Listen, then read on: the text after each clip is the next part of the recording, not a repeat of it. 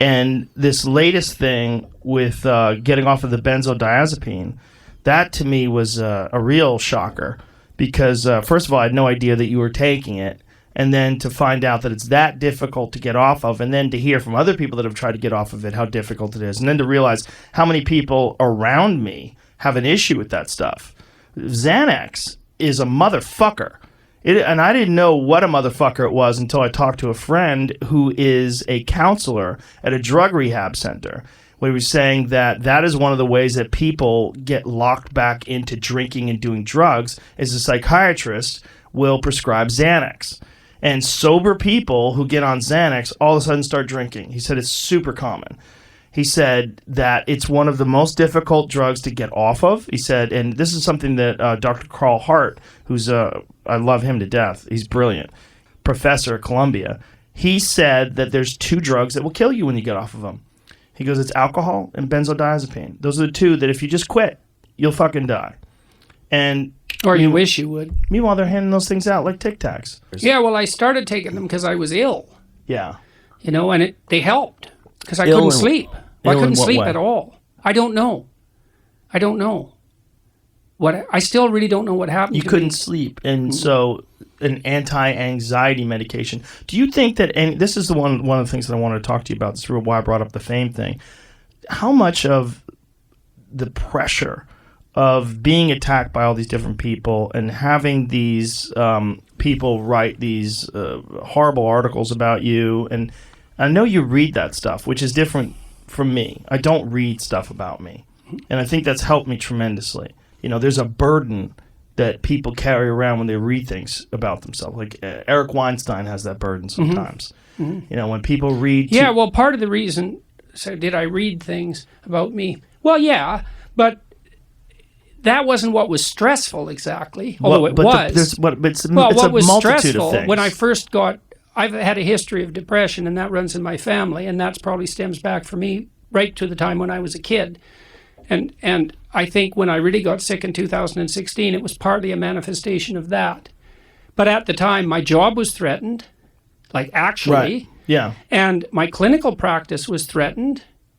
And the Canadian Revenue Agency was after me all at the same time. And they were after me because of a mistake they had made, which they admitted 3 months later. And the college was after me because of a vindictive client who came after me with a pack of lies, but because they were so... And basically I emerged from that unscathed, but that was by no means obvious that that was going to be the case. I was accused of sexual misconduct. And the evidence? When I was dealing with this client, I would turn my wedding ring around. I had to stop my clinical practice, which was also very upsetting to me because I had like 20 clients and I knew these people, man. Like I knew these people. Yeah. You know, I'd followed them through thick and thin. And then all of a sudden, so many things piled up around me that I found when I was in a clinical session that I was distracted. So you can't be distracted in a clinical session. Right. And so, anyways, what emerged from that, and it was in the middle of the winter, and I have seasonal affective disorder, I couldn't sleep at all for quite a long time. And I went to my doctor and I said, I can't sleep. And he gave me a sleeping medication and an anti-anxiety drug. And I took a little bit of the anti-anxiety drug and I could sleep. And my life was pretty stressful. And I thought, okay, I'm much better. I'm just going to leave this be. This is working.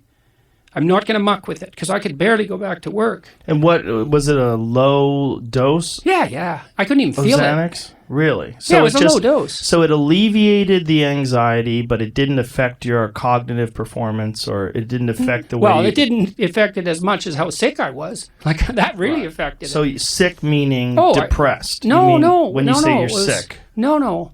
When it hit, if I stood up, my blood pressure was really low. If I stood up, I'd faint. I was fainting 5 or 6 times a day. When are we talking about here? 2016. Okay, so this was when all the pressure from all these different sources was coming at you. Yeah. And that was making you sick.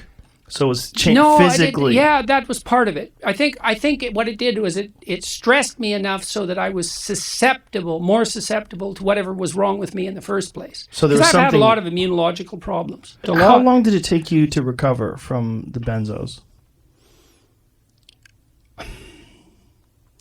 Well, when I finally 2 years.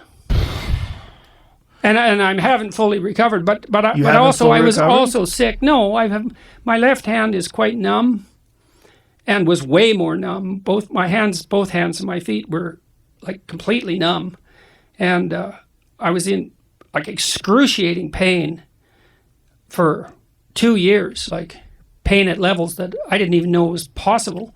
All the time, or No, on occasion? No, this is one of the things that was terrible about it, is that it was really, really bad in the morning. And did it start right after you got off of the Xanax? No, but it got way worse. So it just started showing up eventually. Yeah. And then it started to get worse about the same time that Tammy went into the hospital, but because she was fighting her way through, catastrophic cancer at the same time when this started to happen. So this is additional stress. Yes. And that heightened everything. Well, it certainly didn't help. Right.